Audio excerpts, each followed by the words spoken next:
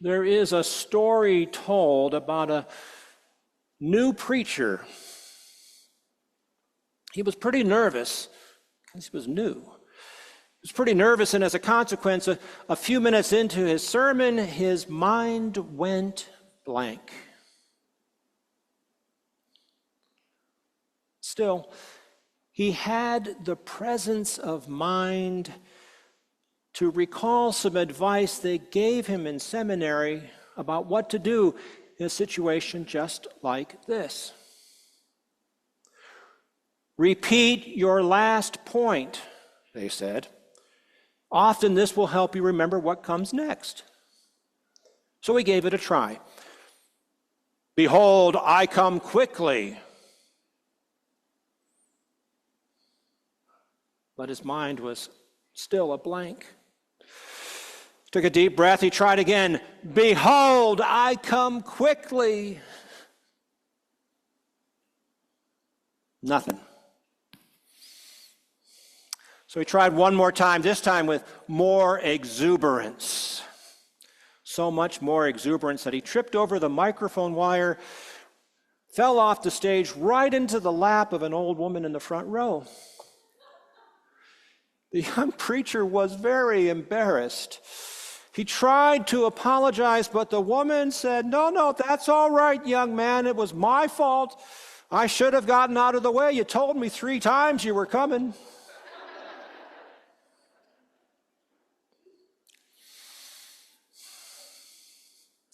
It is a cautionary tale, not unlike the one Jesus gives in this morning's gospel. Except in this morning's gospel, Jesus doesn't just warn folks 3 times, but 4 about the Son of Man coming. As the days of Noah were, so will be the coming of the Son of Man. They knew nothing until the flood came and swept them all away, so too will be the coming of the Son of Man. Keep awake, therefore. You do not know on what day your Lord is coming.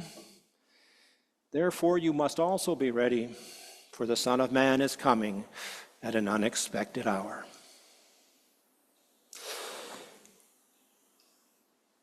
And yet, if Jesus ended up in our lap tomorrow, well, like the woman in the front row, we'd probably be embarrassed to admit we weren't really ready. Well, there are some good reasons for that, I think. In the first place, we've got a lot on our minds and on our calendars. For all that's changed, our days, after all, are still very much like the days of Noah, the ones that Jesus recalls for us. As in those days before the flood, they were eating and drinking, marrying and giving in marriage. So too. Well, Thanksgiving has just come and gone. Most of us have been preoccupied of late with eating and drinking, at least, if not in giving and marrying and giving in marriage. It's not that we're bad or particularly dense. We're preoccupied is all. And even though Jesus told us to be prepared for this coming of the Son of Man, we don't often ponder the possibility. And then, of course, I'm guessing we don't really want to think about it all that much. There are churches that talk a lot about the second coming and the rapture that comes before it, but that's not our cup of tea, and we are Anglicans after all. If it helps, I think we're right to be skeptical. For one thing, that teaching about the rapture, it's actually remarkably new. An innovative theology that dates back only to the 1830s.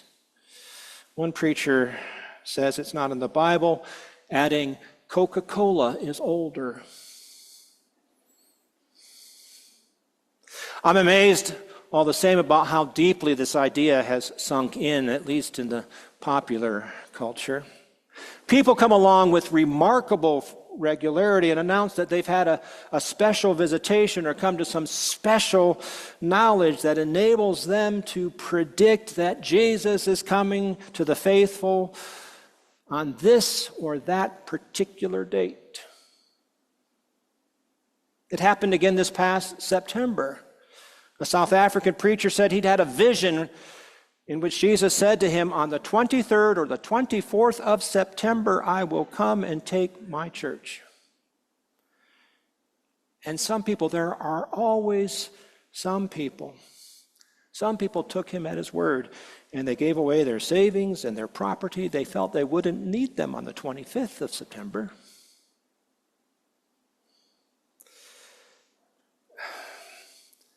But as we heard again this morning, Jesus literally says to us, about that day and hour no one knows, neither the angels of heaven nor the Son of Man, but only God. I think we're right, therefore, to be skeptical whenever anyone says they know Jesus is coming on a date they can point to on the calendar. And I think we're right to be skeptical about those who have told us to be afraid of being left behind when that day comes, whenever that day is. I think we've heard Jesus' words this morning as something to frighten us. Then 2 will be in the field, and 1 will be taken, and 1 will be left. 2 women will be grinding meal together, and 1 will be taken, and 1 will be left. The people who write those left behind books have instilled a lot of fear about what that means. What it means to be the ones who are left. They're pretty clear that those who are taken will be saved. The ones who are left behind to face. But in truth, there are other ways to hear what Jesus is saying in this morning's gospel. When Jesus talks about one person being taken, there's nothing about that word that suggests that one of them floats up to heaven. It's the same word, taken, used by Jesus or used by the evangelists when they talk about Jesus taking James and Peter and John with him up to the mountain. Just took them along. And it could be translated in any number of ways, none of which actually are inherently supernatural. It could mean being taken for safekeeping, sure, but it could mean being hauled off as a prisoner. Now that's a pretty big difference. So to the word translated for us as left. It's a word with varying options when you translate it. It could even be translated as forgiven.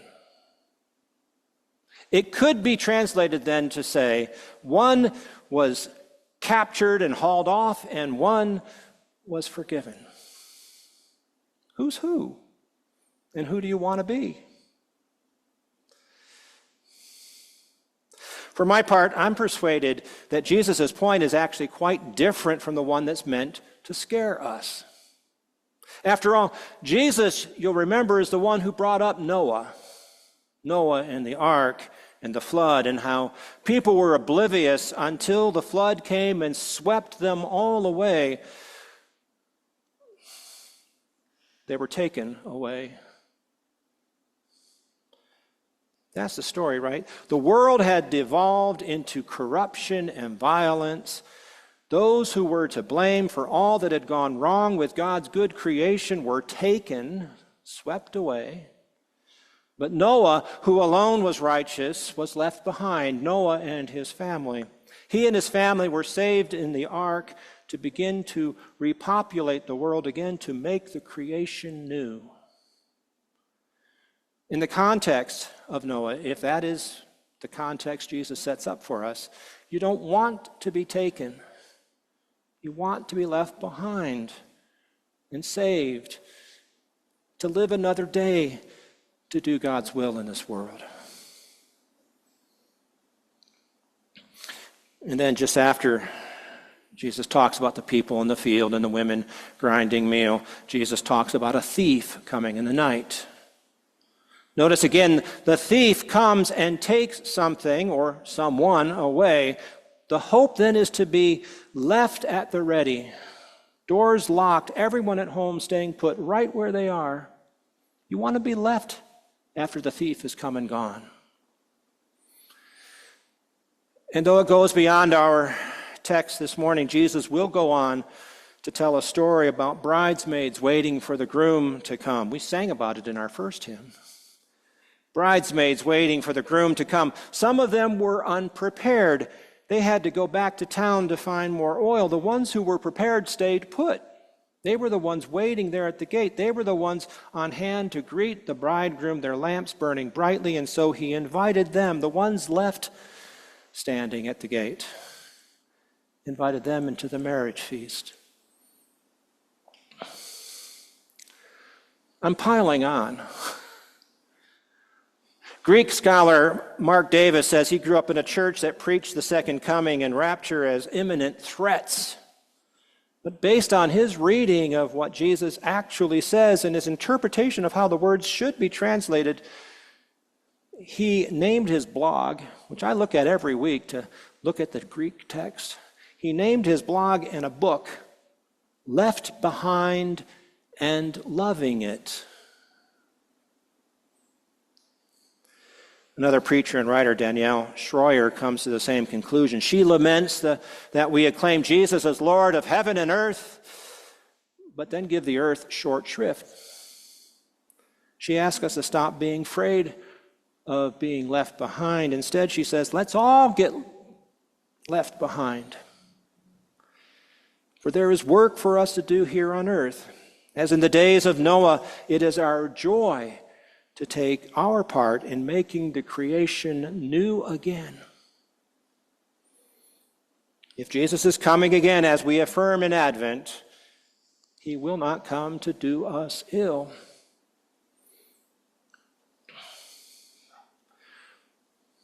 We talk about the second coming of Christ. Well, a commentator I've read for a while now, Sarah Dillon Brewer, she offers a rather unconventional notion of what the second coming is. This is what she says. She says, this is not the second coming of Christ. We call that Easter.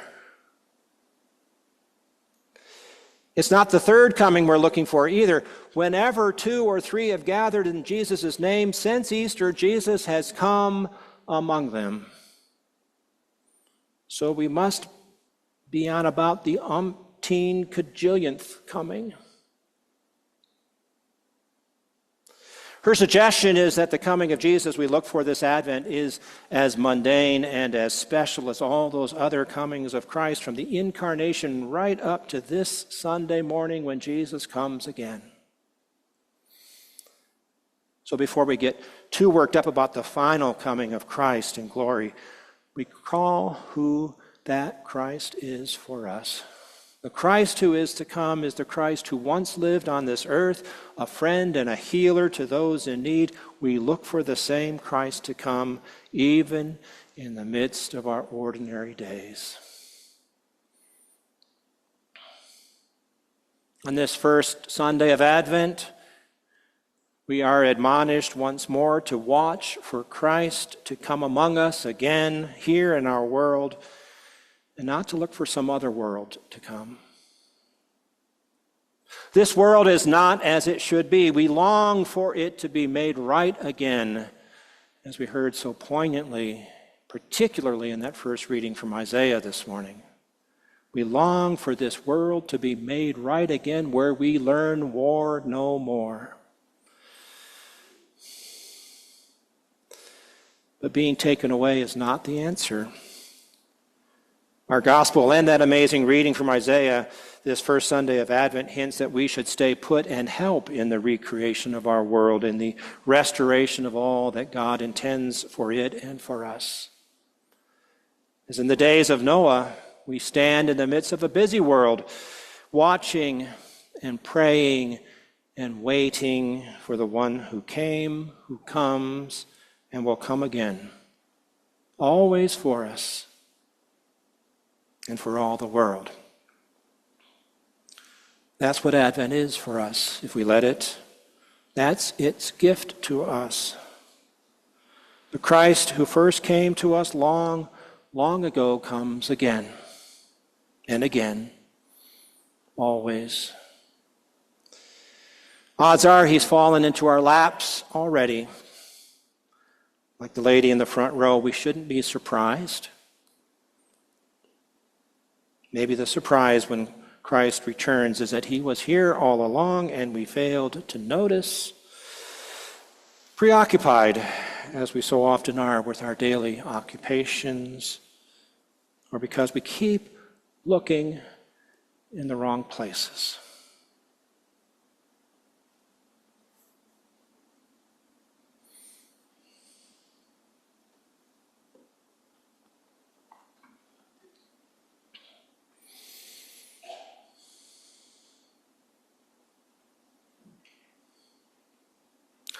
As you're able, I invite you to stand, and together we reaffirm our faith in the words of the Nicene Creed, page 358 in the prayer book.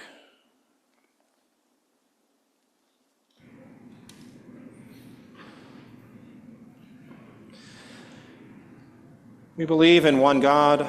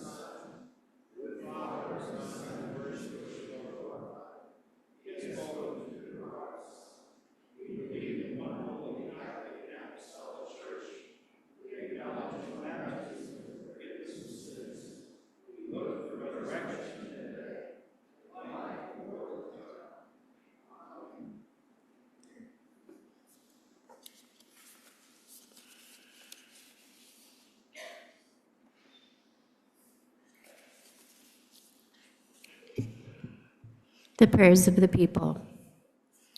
People of God, come, let us walk in the light of the Lord.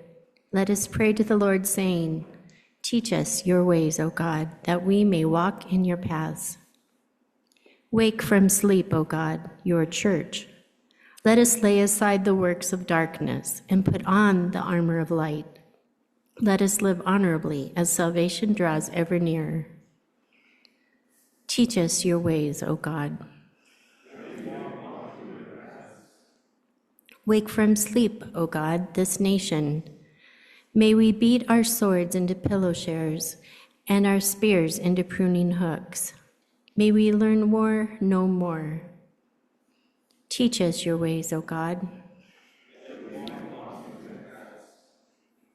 Wake from sleep, O God, your creation.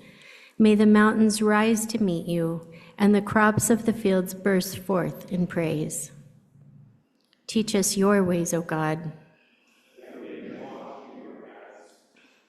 Wake from sleep, O God, this city. May there be peace and prosperity within our walls. Make clear our paths that we may walk in your light. Teach us your ways, O God.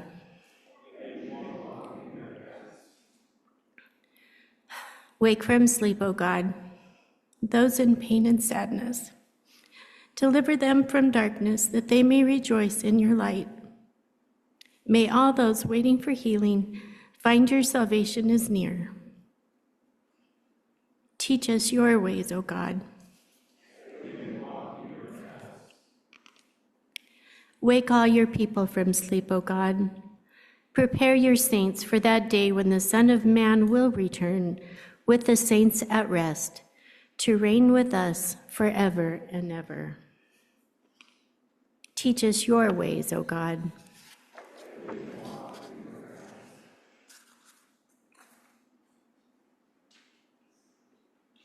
The peace of the Lord be always with you. Please find a neighbor to whom you may share that peace. Peace be with you.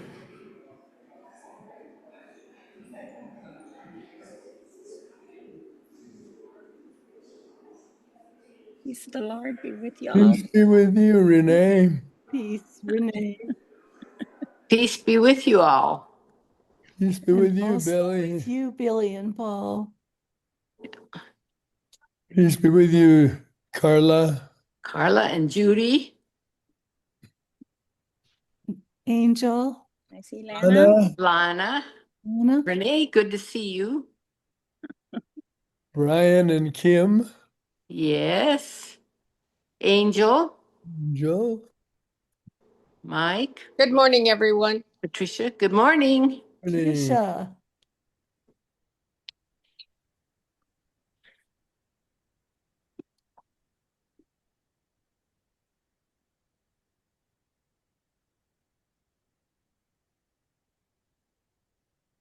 Hmm.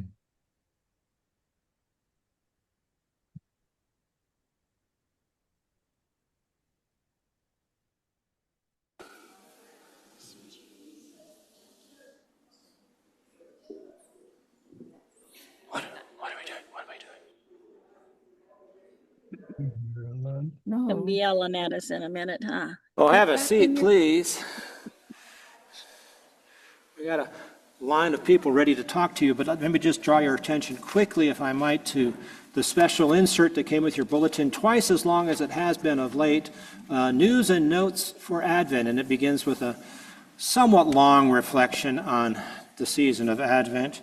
And you'll note that among the things mentioned there is wearing blue instead of purple is a way of distinguishing Advent from Lent.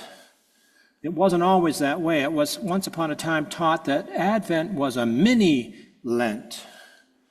But we haven't been teaching that for a long time now, so let's get used to the idea that it's not Lent. And to that end, you'll note that we omitted the confession this morning, because it's a simple season, but it isn't necessarily a penitential season.